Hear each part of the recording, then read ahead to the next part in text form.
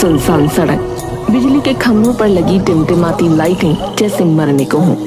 ठंडी हवा में सीटी जैसी आवाजें। सामने दिखता है एक जर्जर वीरान बंगला, हाउस नंबर 999। राजू अपनी पतली जैकेट को कसकर पकड़ते हुए आगे बढ़ता है।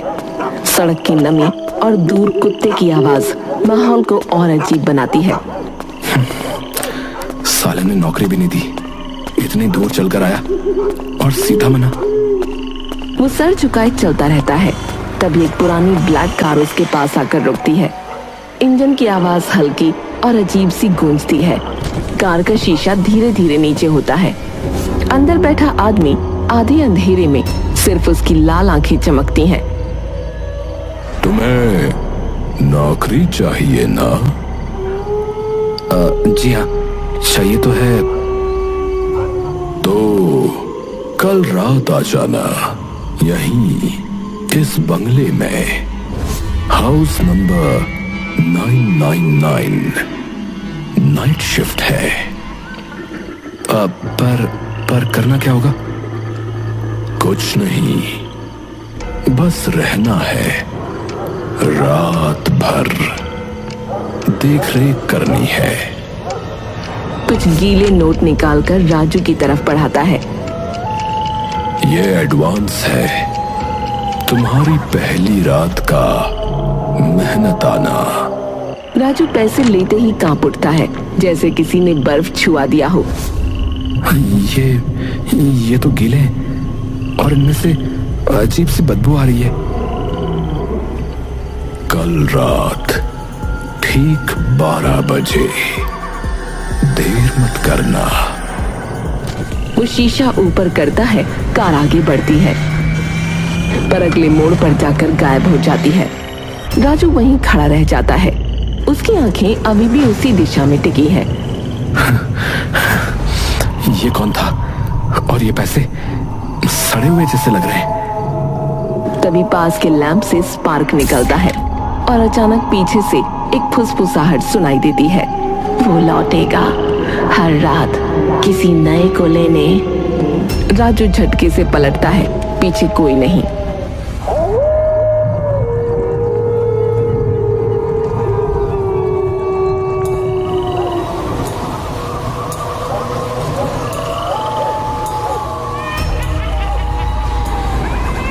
घना अंधेरा, हल्का सा कोहरा और वही पुराना बंगला, हाउस नंबर 999। जैसे सैकड़ों सालों से वहीं खड़ा हो, सब कुछ सुनता, सब कुछ छुपाता।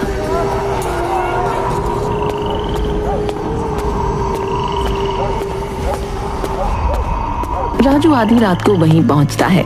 उसकी नजर बंगले के गेट पर जाती है, जहां वही रहस्यमयी आदमी पहले से खड़ा होता है। अरे आप तो अंदर चले गए थे ना कल? तू आया ठीक वक्त पर। ये ले तेरी चौकीदारी की चाबी। वो एक पुरानी जंग लगी चाबी राजू की तरफ बढ़ाता है। उसकी आंखों के नीचे काले गड्ढे जैसे निशान हैं, जैसे हफ्तों से वो सोया ना हो। आप ठीक हैं? आपकी तबीयत? अब से ये घर तेरा है, लेकिन अंदर वही जाएगा जो लौट नहीं सकेगा। इतना कहकर वो बंगले का दरवाजा खोलकर अंदर चला जाता है। बिना पीछे देखे दरवाजा अपने आप धीरे धीरे बंद हो जाता है, एक भारी आवाज के साथ। राजू कुछ समझ नहीं पाता, दरवाजे को देखता रह जाता है। क्या बोला था अभी? जो लौट ना सके, पता नहीं क्या।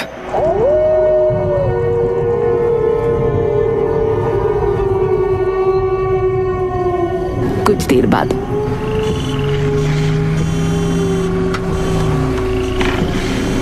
तभी कार की हेडलाइट्स उसकी आंखों में चमकती हैं। वही पुरानी ब्लैक सीडान कार, वही अजीब गूंजती इंजन की आवाज। राजू कार की ओर देखता है। कार में वही आदमी बैठा है, लेकिन इस बार उसके साथ एक औरत और 2 छोटी लड़कियां भी हैं। तीनों की आंखों के नीचे भी वैसे ही काले धब्बे हैं। ये तो अभी अंदर गया था, फिर ये कार में कैसे? कार गेट के सामने रुकती है। चारों लोग बिना बोले एक साथ कार से उतरते हैं। उनके चेहरे पर कोई भाव नहीं, सबकी चाल सामूहिक, जैसे किसी अदृश्य ताकत ने समेट रखा हो। औरत की आंखें राजू से मिलती हैं और वो एक अजीब ठंडी मुस्कान देती है, जैसे उसकी रूह बोल रही हो, तू अगला है। राजू पीछे हटता है। वो कुछ पूछना चाहता है, लेकिन उसका गला सूख चुका है। चारों लोग बंगले के दरवाजे तक जाते हैं और बिना चाबी के दरवाजा अपने आप खुल जाता है, एक भयानक चीख जैसी डरावनी आवाज के साथ। राजू अपनी आंखें मलता है, फिर सामने देखता है बंगले का दरवाजा बंद है, वहाँ कोई नहीं। मैंने देखा था सबको एक साथ अभी यहीं पर। वो चाबी को देखता है। वो अब गर्म हो चुकी है, जैसे उसे किसी ने आग में डाला हो। पास की लाइट फिर से झपकती है। कोहरे में बंगले की छत पर एक परछाई दिखती है, लंबी टेढ़ी, जो धीरे धीरे गायब हो जाती है।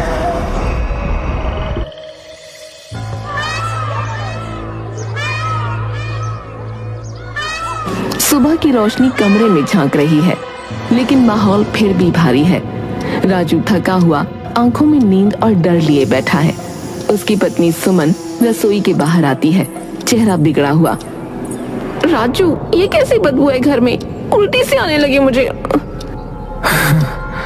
मालूम नहीं, मुझे तो कुछ ठीक नहीं लग रहा है। मैंने पूरी सफाई कर ली, गैस चेक कर ली, फिर भी बदबू जैसे किसी सड़ी चीज की हो। राजू उठकर बैग के पास जाता है, जहां उसने पिछली रात मिले नोट रखे थे। जैसे ही वो बैग खोलता है, एक भयंकर बदबू कमरे में फैल जाती है। हाय दैया, ये क्या है? ये वही पैसे हैं जो उस आदमी ने दिए थे, बंगले वाले।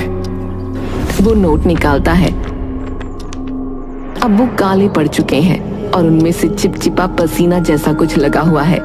उन पर कुछ हल्के खून जैसे निशान भी दिखते हैं। राजू, ये तो कोई शापित चीज लग रही है, इन्हें घर से बाहर फेंक दो। पर ये मेरी नौकरी का एडवांस है, मैं इन्हें फेंक नहीं सकता। तो उस नौकरी से इस्तीफा दे दे। वो लोग वैसे नहीं है, वो लोग मुझे ढूंढ लेंगे। राजू वापस आ चुका है, चाबी से दरवाजा खोलता है, पर अंदर नहीं जाता, सिर्फ बाहर चौकीदारी कर रहा है। हवा में ठंड और डर दोनों घुल चुके हैं। दूर घंटे की टन टन बजती है, आधी रात का वक्त। राजू बंगले के सामने खड़ा है, आंखें गेट के पार अंदर की तरफ। तभी बंगले के अंदर की लाइट एक झटके से जलती है, फिर बुझ जाती है, फिर जलती है, जैसे कोई अंदर चल रहा हो। कोई अंदर है? कोई अंदर है क्या? वो आंखें मलता है और तभी देखता है दो औरतें सफेद साड़ियों में, हाथों में मोमबत्तियां लिए धीरे धीरे घर के हॉल से चलती हुई छत की तरफ जाती हैं।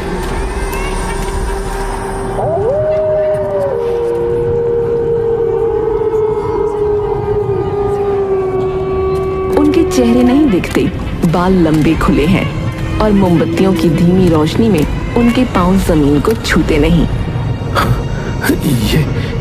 ये क्या है? औरतें छत तक पहुंचती हैं और छत के कोने पर खड़ी हो जाती हैं। मोमबत्तियां अब नीली रोशनी में बदल रही हैं। उनके चारों तरफ एक हल्का धुआं फैलता है। तभी एक खिड़की से कोई परछाई झांकती है और तेजी से गायब हो जाती है। ये नौकरी मुझे खा जाएगी। वो चौकीदार की कुर्सी पर बैठने ही वाला होता है कि उसे बंगले की दीवार से आती आवाजें सुनाई देती हैं। राजू, राजू, छत पर मत देखना, नहीं तो तेरा नाम भी वहीं लिखा जाएगा। राजू की आंखें छत की ओर उठती हैं, लेकिन अब वहां कोई नहीं है। बस मोमबत्ती की एक लौ हवा में तैरती दिखती है और फिर बुझ जाती है।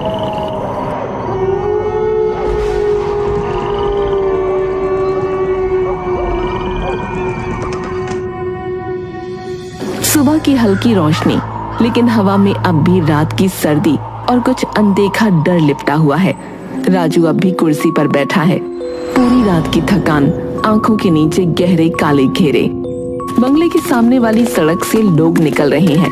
सब राजू को घूरते हुए जाते हैं, जैसे वो कोई अशुभ चीज हो।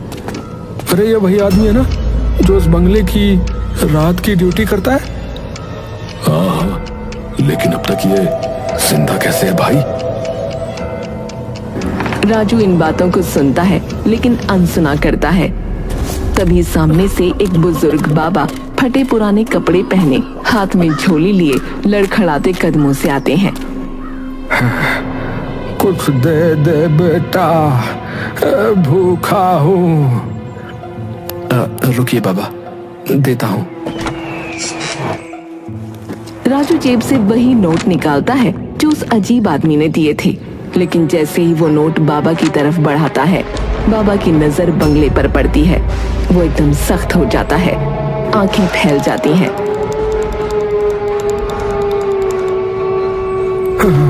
अरे ये तो नहीं, ये वही नहीं। क्या हुआ बाबा, आप कांप क्यों रहे हैं? ये घर जिंदा है, ये जिंदा है, ये निगलता है और फिर थूकता भी नहीं। हाँ बाबा, ये क्या कह रहे हैं आप? तू बच नहीं पाएगा, तू नहीं बच पाएगा। उसके अंदर जो है वो अब तुझे पहचान चुका है।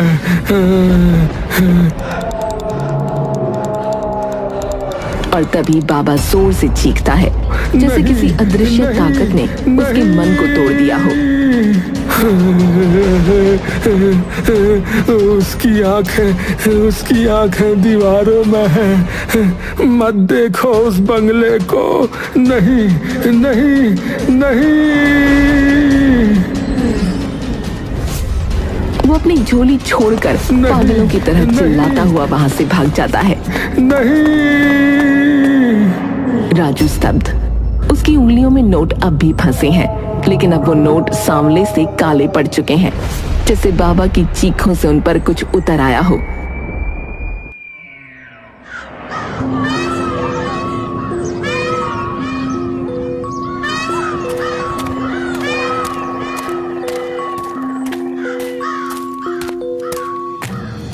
सुमन रसोई में है, लेकिन राजू इस बार शांत नहीं है। अंदर कुछ टूटा हुआ है। सुमन, आज फिर कुछ हुआ है। अब क्या? एक बाबा आया था पैसे मांगने। जैसे ही उसने बंगले की तरफ देखा तो वो पागल हो गया, चिल्लाने लगा और भाग गया।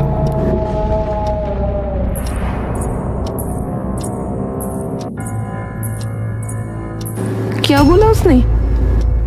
वो बोला कि बंगला जिंदा है और अब वो मुझे पहचान चुका है। राजू, छोड़ दे ये नौकरी, छोड़ देना। अब छोड़ना आसान नहीं है। लगता है अब वो मुझे नहीं, मैं उसे चाहिए। तभी घर की खिड़की अपने आप खटाक से खुल जाती है और बाहर से वही सड़ी बदबू फिर से घर के अंदर घुसती है। फिर से वही बदबू। राजू चुपचाप बाहर देखता है और दूर एक काली परछाई बिजली के खंभे के नीचे खड़ी दिखती है, बिल्कुल स्थिर, सिर्फ देख रही है।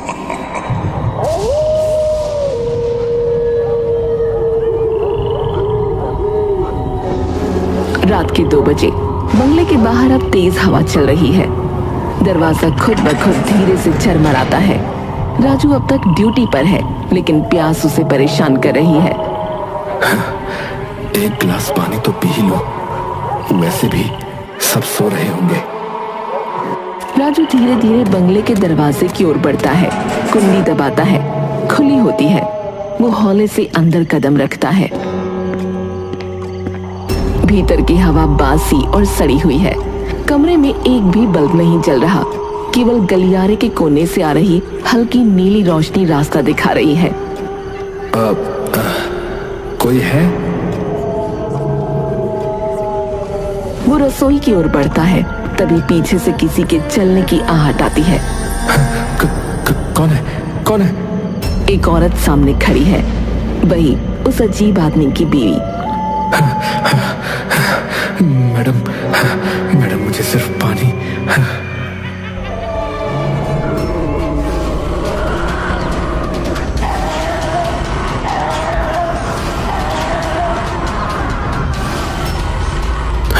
अरे आप ठीक तो हैं? अरे अचानक वो औरत हवा में उठने लगती है और कुछ ही सेकंड में उसका चेहरा झुलस जाता है।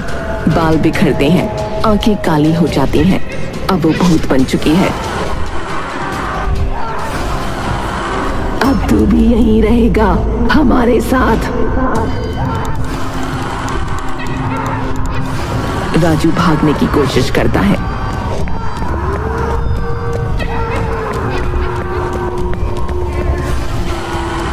लेकिन तभी सामने की दीवार में दो और परछाइयां बनती हैं। वही दो लड़कियां, सफेद कपड़े और उनके चेहरे पर नीले निशान। दोनों के हाथ में जली हुई मोमबत्तियां हैं। कौन हो तुम लोग? मुझे छोड़ दो, मुझे छोड़ दो। पीछे से वही अजीब आदमी प्रकट होता है, लेकिन अब उसका चेहरा पिघला हुआ, आंखें पूरी तरह काली और गले में रस्सी का निशान। कहा था ना, अब नौकरी छोड़ना आसान नहीं है। राजू अब पूरी तरह डर के मारे जमीन पर गिर जाता है। रेंगते हुए वापस भागने की कोशिश करता है। तभी कमरे की छत से एक रोशनी गिरती है और राजू ऊपर देखता है। चारों के शव फांसी पर झूल रहे हैं। वही 4 लोग, 2 लड़कियां, औरत और वो आदमी। उनकी गर्दनें एक साथ तड़पती हैं और रस्सियां कर्र कर्र की आवाज करती हैं। नहीं नहीं नहीं नहीं।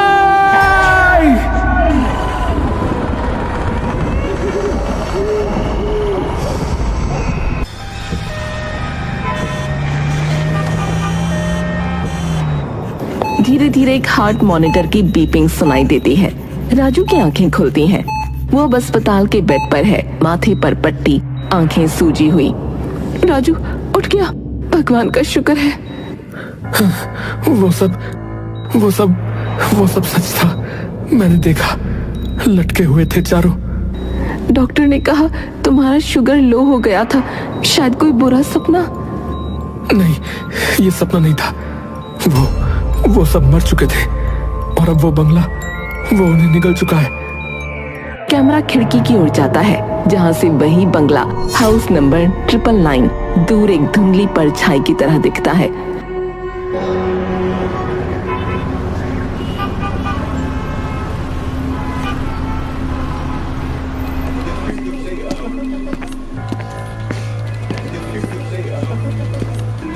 कमरे का माहौल अब शांत है। राजू बिस्तर पर लेटा है। दरवाजा खुलता है और अंदर आता है एक अधेड़ उम्र का आदमी, अखिल। गंभीर चेहरा, आंखों में थकान। तुम राजू हो? हाँ, आप कौन? देखो भाई, मुझे पुलिस ने बताया कि तुम बेहोश हालत में बंगला नंबर 999 से मिले थे। देखो, मैं कहना तो नहीं चाहता, लेकिन देखो, मैं तुम्हें बता दूं कि वो बंगला मेरा है। क्या? लेकिन वहां एक आदमी ने मुझे नौकरी दी थी और वो खुद। वो प्रशांत था, मेरा छोटा भाई, जो अब इस दुनिया में नहीं है। राजू के चेहरे का रंग उड़ने लगता है। नहीं, वो तो मुझसे मिला था। उसने एडवांस भी दिया। देखो, प्रशांत की मौत 3 साल पहले ही हो चुकी है। साथ ही उसकी बीवी रेनू और दोनों बेटियां, 3 और रीना। बंगले की पुरानी रंग उड़ी तस्वीरें, घर में दवाइयों की बोतलें। प्रशांत बिस्तर पर लेटा है, चेहरे पर थकावट और आंखों में मौत का इंतजार। प्रशांत को 4थी स्टेज का कैंसर हो गया था कुछ ही महीने बचे थे और उस घर ने सबकी सोच बदल दी। टीना और रीना काले कपड़े पहने तंत्र मंत्र पढ़ रही हैं। उन्हें लगा अगर कोई मंत्र ऐसा है जिससे मरने के बाद भी एक साथ रहा जा सकता है तो वही सही है। बंगले में चारों एक काले चक्र के बीच बैठकर हाथ थामे मंत्र पढ़ रही हैं। माहौल में भय हवा से हर रही है। और एक रात सबने एक एक रस्सी ली और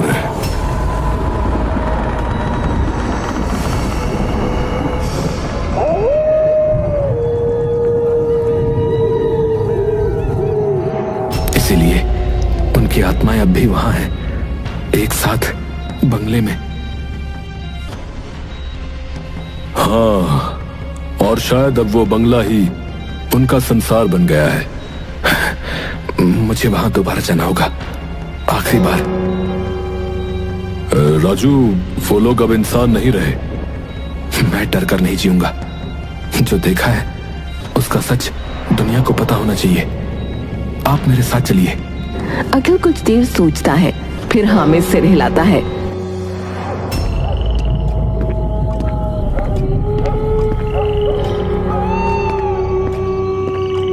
ये घर अब भी वैसा ही है, सड़ता हुआ।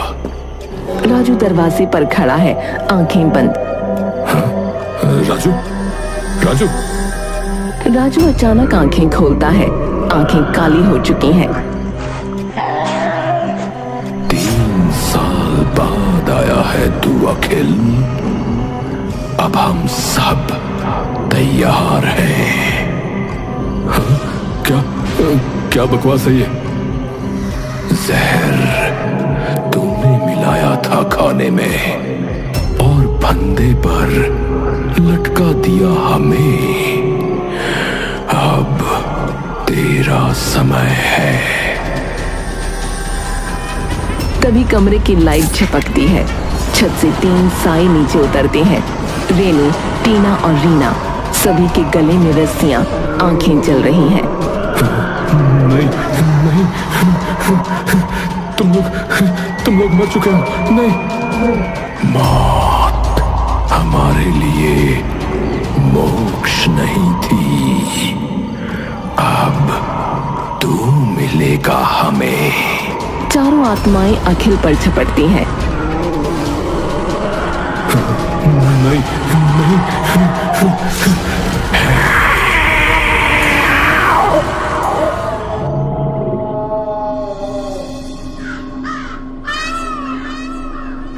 हाँ, बड़ा अच्छा बंगला है। ये बंगला तो मैं ही खरीदूंगा।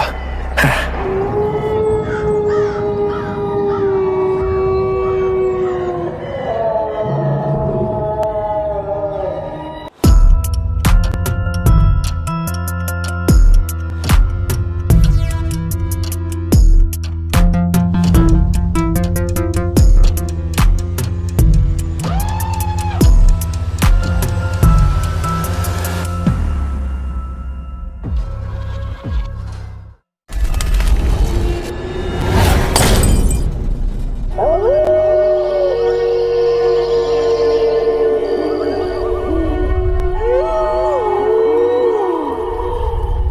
देर रात राजा अपने घर जा रहा है।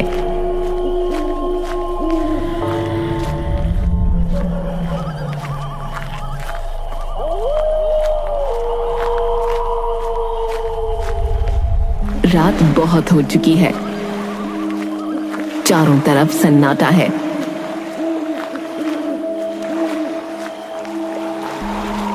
अब राजा गांव के नदी वाले पुल के पास पहुंचता है।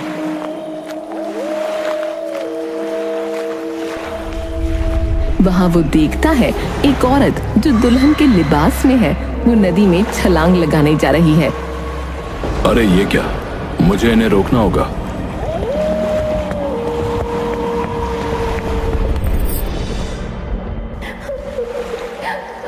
तुम कौन हो और मरना क्यों चाहती हो? दुल्हन के रोने की आवाज चारों तरफ गूंज रही है। राजा डरते हुए दुल्हन से पूछता है, देखो, इतनी रात में तुम्हारा यहाँ अकेला होना सही नहीं है। अगर तुम अपने बारे में कुछ बताओ तो शायद मैं तुम्हारी कुछ मदद कर पाऊं। मेरा इस दुनिया में कोई नहीं है। अरे, तो तुम क्या अब यहीं रहोगी? कहां जाओगी? क्या खाओगी? कुछ पता है अपना? मैं ऐसे कैसे यहां इसे छोड़ सकता हूं? बेचारी बहुत दुखी लगती है। अब सुनो, अगर तुम बुरा न मानो तो कुछ दिन मेरे साथ रह सकती हो। मेरा घर इसी गांव में है। आप मुझे मेरे हाल पर छोड़ दो, कहीं मैं आपके लिए मुसीबत न बन जाऊं। देखो, मैं तुम्हें यहां अकेला नहीं छोड़ सकता। तुम कल बेशक कहीं और चली जाना, लेकिन अभी यहां से चल लो। मैं अच्छा इंसान हूं, मुझे गलत मत समझना। दुल्हन थोड़ा सोचती है और खड़ी होकर राजा के साथ चल देती है।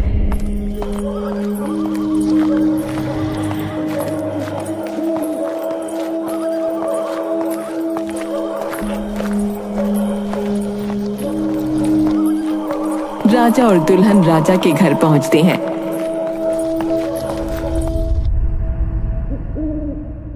ताले पर धूल मिट्टी जाले लगे हुए हैं। काफी महीने हो गए मुझे घर से दूर शहर गया था, नौकरी की वजह से, इसलिए इतनी धूल मिट्टी घर में जम गई है। पर तुम फिक्र मत करो, मैं सब साफ कर दूंगा। राजा और दुल्हन घर के अंदर आते हैं।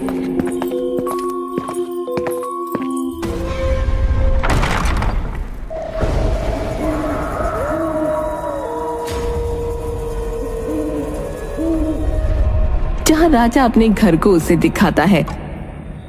ये तस्वीर देख रही हो? ये मेरे पिताजी हैं और ये मेरी मां। पर तुम जब तक घूंघट नहीं उठाओगी तुम्हें दिखेगा कैसे? तुम्हारा कोई नाम है क्या?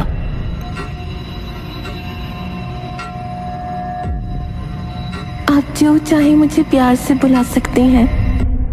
ठीक है, मैं तुम्हें रानी बुलाऊंगा, क्योंकि मेरा नाम राजा है और कोई नाम मेरे दिमाग में नहीं आ रहा है। अब तुम अपने कमरे में जाकर सो सकती हो। दुल्हन अपने कमरे में जाकर सो जाती है।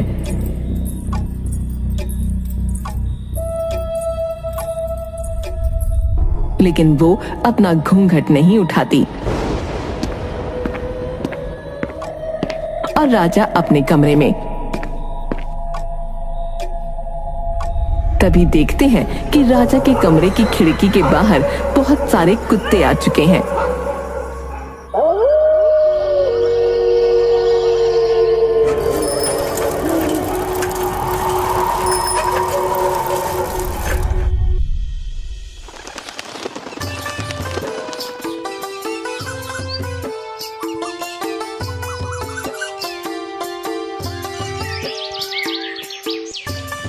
दूध वाला राजा के घर के आगे से गुजरता है। अरे दूधवा पियोगे तभी तो जियोगे, कि भैया हमर साजन कहता है। तभी अचानक उसकी नजर राजा के घर के दरवाजे पर जाती है।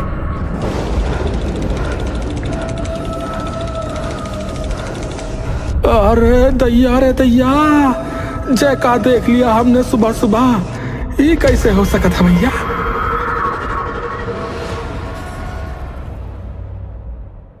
दूध वाला राजा के घर के दरवाजे के पास आता है। तभी अंदर से रानी दरवाजा खोलती है। अरे दैया भूत! ए भैया भूत है! दूध वाला उल्टे पांव भाग जाता है। हमें दुल्हन हाथ में दूध का पतीला लिए हुए दिखती है। उसने अभी भी घूंघट कर रखा है। वो हैरानी से बोलती है, भूत?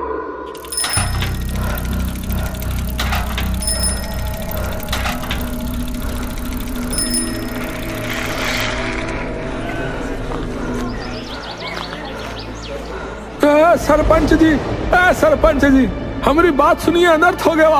अरे जो नहीं होना था वही हो गया। क्या देखा? सीधा सीधा बोल गोपी। अरे हमने वो भूत घर में दुल्हनिया को देखा। ये समझो कि भूत को देखा। हाँ, क्या ऐसा नहीं हो सकता? उसका दरवाजा तो हम सब ने मिलकर बंद किया था भाई। अरे हमने खुद अपनी आंखन से एक दुल्हनिया को वहां देखा है सरपंच जी। आप चाहे तो हमारे साथ वहां चलकर देख लें।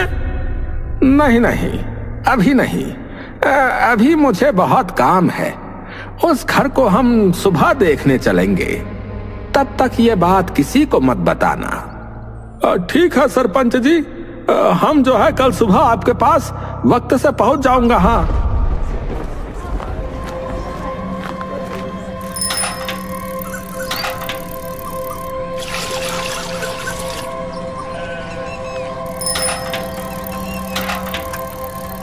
दूध वाला दूध बेचकर अपने घर लौट रहा है अपनी साइकिल पर। तभी वो जंगल के बीच का रास्ता ले लेता है। वो गाना गुनगुनाता हुआ जा रहा है। अरे घर जाके सोएंगे, ला ला ला ला ला ला, मजे से खाएंगे रोटी दाल, ला ला ला ला ला ला। ये क्या था भैया? कौन है उधर? है कौन है उधर? कौन है? अरे अरे कौन है रे? अरे अरे कुछ तो बोलो भैया। भैया कुछ तो बोलो। दूध वाले को आगे बढ़कर कुछ नहीं मिलता। लगता है कोई जानवर वगैरह है। छोड़ते हैं, घर का निकलते हैं जल्दी।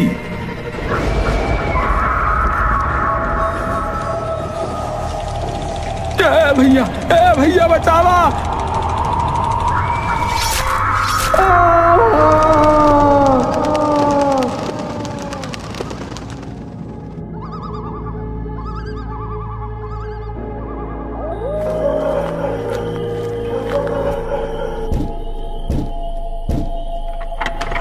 दुल्हन दरवाजा खोलती है।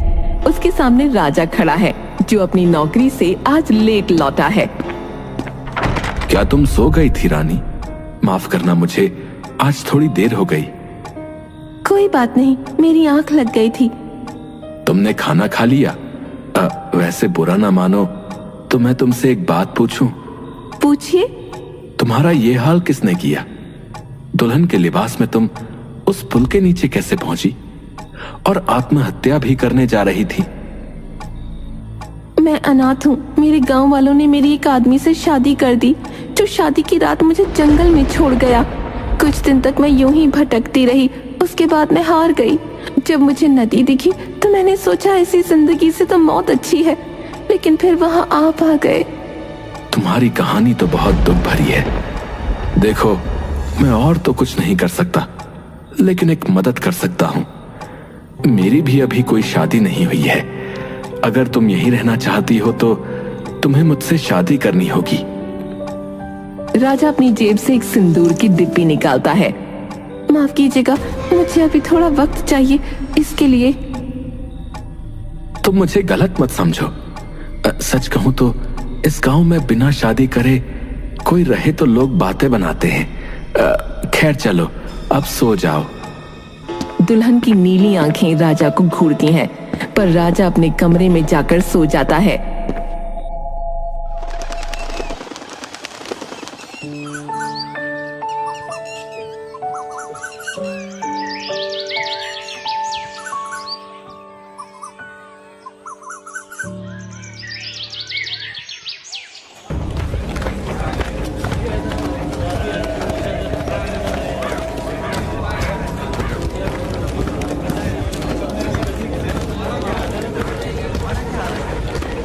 सरपंच अपने साथ कुछ लोगों को लेकर राजा के घर पर आता है। सारे लोग राजा के घर के आगे आकर रुक जाते हैं और वो देखते हैं राजा के घर के आगे तो ताला लगा है और उस ताले पर धूल भी लगी हुई है, जैसे उसे कई दिनों से खोला न गया हो। लगता है उस दूध वाले की बुद्धि सटक गई है। यहाँ तो ताला लगा हुआ है भाई। आने दो उसको मेरे पास, फिर उसकी खिंचाई न करी ढंग से तो तुम लोग देखना। सब लोग लौट जाते हैं।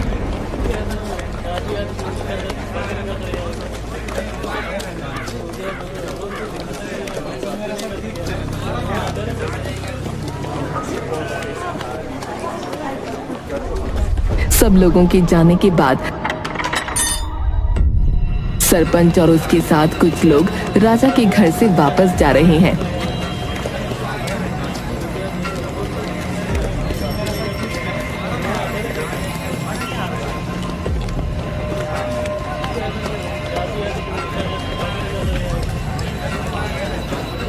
तभी एक आदमी भागता हुआ सरपंच के पास आता है।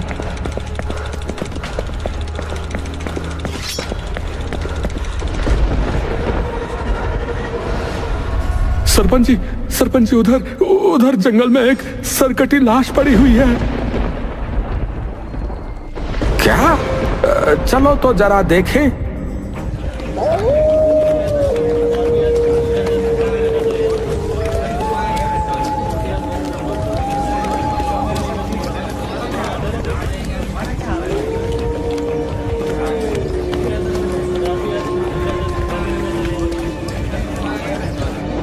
सरपंच और गांव वाले देखते हैं एक सरकटी लाश जिसकी पहचान करना मुश्किल है।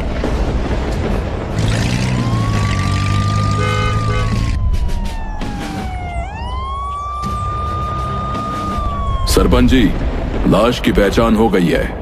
यह आदमी और कोई नहीं, आप ही के गांव में रहने वाला गोपी है। अंदर जंगल में हमें उसकी साइकिल और दूध की बाल्टियां भी मिली। गोपी? ऐसा कैसे हो सकता है?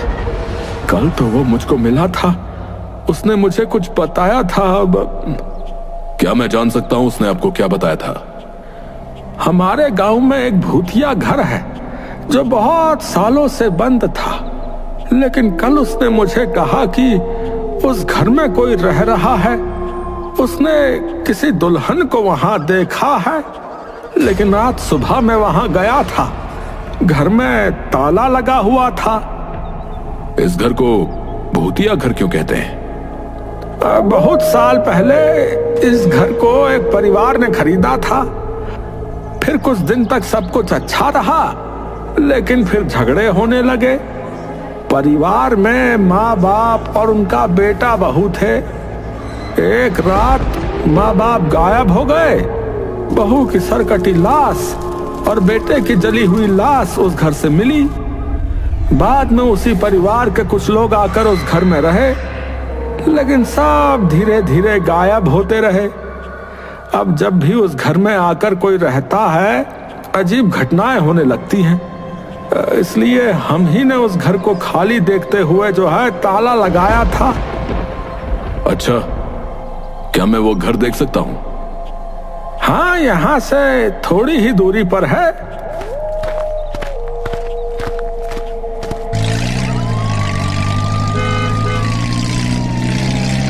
अजय राजा के घर पहुंचता है। इस वक्त दरवाजे पर ताला नहीं लगा होता।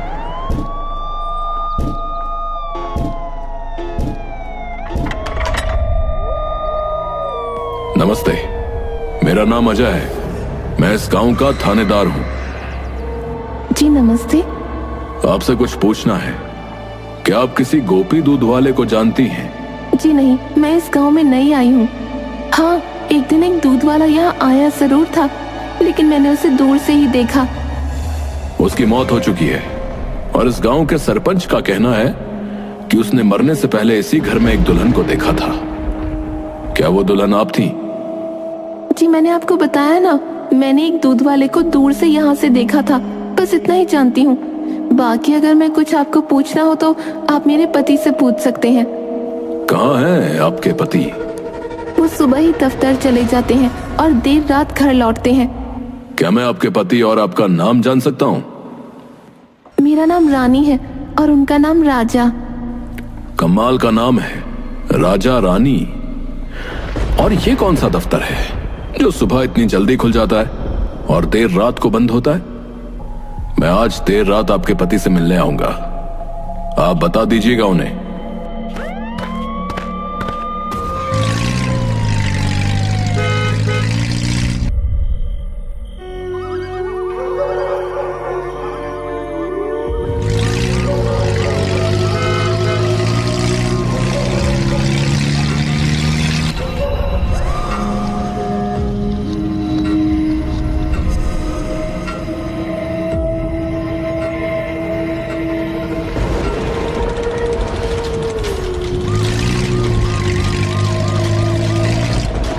राजा को वो दुल्हन फिर दिखती है।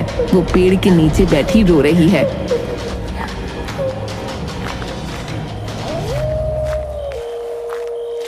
कौन हो तुम?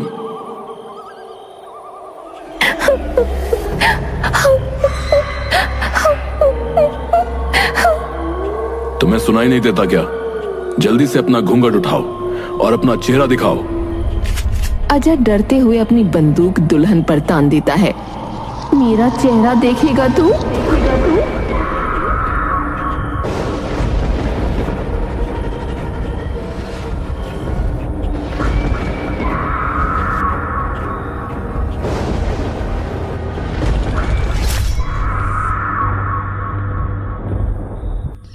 देर रात हो रही है।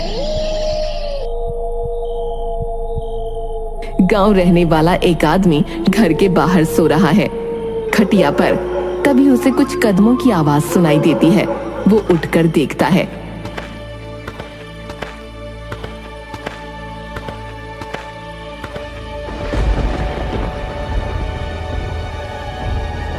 हे राम, अरे कोई देखो।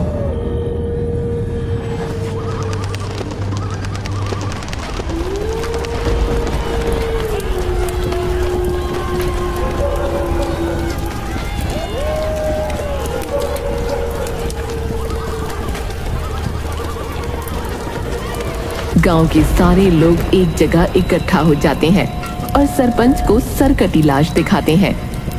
ये जरूर अजय की लाश होगी। गोपी का सही कहना था, उस भूतिया घर का भूत लौट आया है और इन मौतों का कारण वही घर है। इसलिए तैयार हो जाओ, आज उस घर को जलाकर इस भूत का खात्मा कर देते हैं। हाँ हाँ चलो, सब जला देते हैं उस घर को। हाँ हाँ चलो चलो।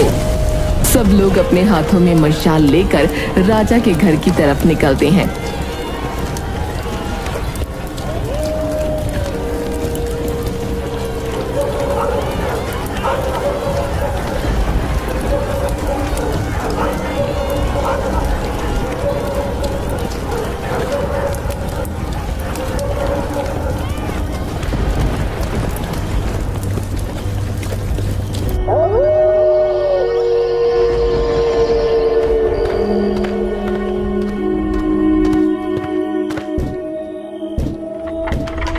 माफ करना, आज भी लेट हो गया थोड़ा।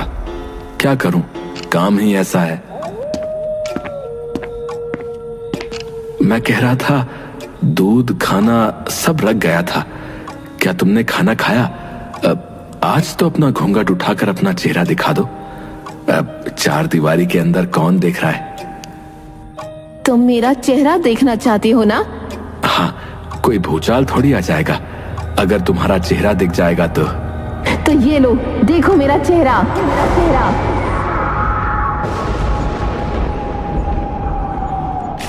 ए सुन बे, मेरा नाम लखन है। मैं एक लुटेरा हूँ, समझा क्या? लड़की बनकर लोगों को लूटता हूँ। उस दिन भी मैं किसी को लूटने के इंतजार में बैठा था, लेकिन उधर तू आ गया और तुझ भिखारी के घर में ना पैसा है और ना सोना। अबे अब क्या खाक लूटू मैं? और तो और तूने मेरे पीछे पुलिस लगा दी। आज पुलिस आई थी। तू मेरे से ज्यादा चालाक है, मैं जानता हूँ। मैं कोई दुल्हन नहीं हूँ। तू अपना बता, तू कौन है? राजा हंसता है। सही कहा, दुल्हन तुम नहीं हो और ये मैं पहले दिन से जानता हूँ, क्योंकि दुल्हन मैं हूँ। कई सालों पहले एक राजा नाम के लड़के ने रानी नाम की लड़की से शादी की और यहाँ आकर रहने लगे। कुछ दिनों बाद राजा के माँ बाप भी यहीं आ गए और रानी यानी मुझे वो पसंद नहीं करते थे। वो नहीं चाहते थे मेरा और राजा का बच्चा हो, इसलिए मार दिया एक रात मैंने दोनों को। लेकिन कत्ल करते वक्त राजा ने मुझे देख लिया और उसने मार दिया मुझे। मेरा सर काटकर, जानते हो, उसने उसे नदी में फेंका जिसमें तुम डूबने जा रहे थे। अपने माँ बाप को उसने जला दिया और मेरी लाश सड़ती रही। इसलिए मैंने भूत बनकर सबसे पहले राजा को मारा और फिर इन बेवकूफ गांव वालों को, जिन्हें आज तक मेरा सर नहीं मिला। और अब जानते हो किसकी बारी है? तुम्हारी। हमें अब कोई नहीं रोक सकता। इस घर को चारों तरफ से आग लगा दो। घर के चारों तरफ गांव के लोग आग जला देते हैं।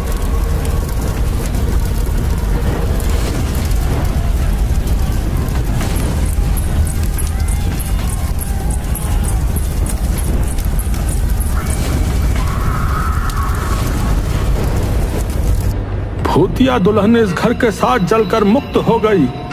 अब हमारा गांव सुरक्षित है।